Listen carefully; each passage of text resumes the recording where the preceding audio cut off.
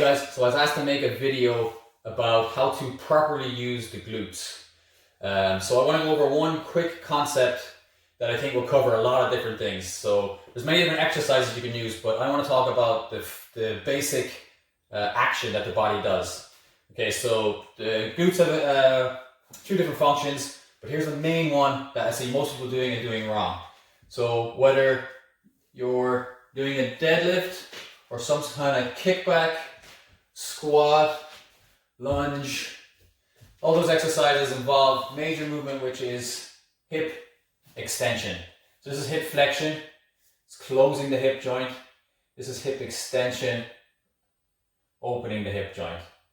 Okay. Now that same thing when you're squatting or deadlifting, it's just that when I'm here, my torso stays stable as the leg moves independently, and then in this one, the leg's more stable and the torso's doing more movement. Okay, so it's important to understand your anatomy here as well. So you have your femur, your pelvis, and then your spine. Okay, so the femur is just one bone, it's not going to bend. Your pelvis is a bunch of fused bones, that's not going anywhere either. And then your spine is obviously flexible, it's a series of vertebrae that are flexible. What we want though is the spine and the pelvis to be locked as one unit.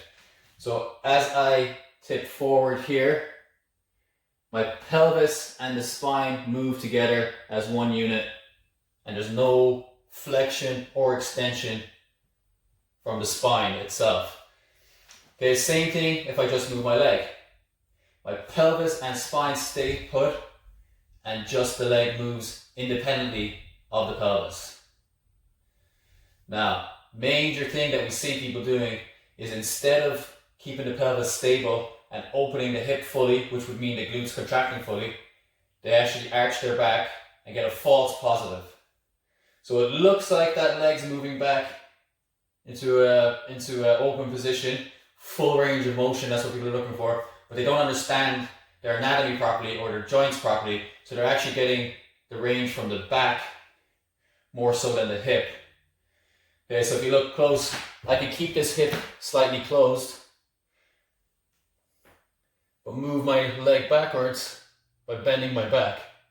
So that means that the lower back is doing most of the movement and the glute's not doing that much. Same thing when you put it onto the ground, and we see all this kind of coming up. You see it all the time. Leg goes up, but the belly button goes down. So that means there's not enough, the glute is not contracting at its full potential. Okay, it's contracting a little bit and then the lower back is doing the rest of the work. That's no good. So what we need to do is stabilize the pelvis, and you're going to do that by using your lower abs. So you need to get used to using your lower abs to posteriorly tilt the pelvis. It's like tucking your tailbone between your legs, and then you contract the glute to squeeze and open the hip. So don't think about just swinging your leg violently back or getting as much motion as you can through the leg, because it's not a leg movement as such, it's a hip movement. It's where the leg joins into the pelvis is that you're trying to open. So it's not just swinging the leg through the air by any means necessary, it's using the glute to open the hip joint. And you won't be doing that if you're letting your abs go weak and your back arch a lot. So squeeze the abs, squeeze the glute, and then that's how you're going to get that full contraction. So now what you need to do is be disciplined in the exercises and the weights that you're using for the exercise to make sure you're able to do that move. A lot of people their ego's attached to the certain weight they've been using or a certain exercise they've been using, and they're able to lift it wrong, meaning that they're not incorporating their glutes enough, but they don't want to drop the weight down to get there. They don't want to take a step backwards in their eyes because they're focused on the surface stuff. But get a little deeper with what you're doing. Figure out how your anatomy works and what body action is going to work the glutes the most, not one major exercise. Because if you just look at the exercise, it's easy to see the kind of superficial stuff that's going on. Oh, that leg's going really high, so I should get my leg really high. But the leg is only being moved by the glutes. So if you're not working the glute fully, it doesn't matter how much your leg is moving. Okay? So sometimes you need to go back to the drawing board in order to take more steps ahead. Well, hope that works for you. Peace out.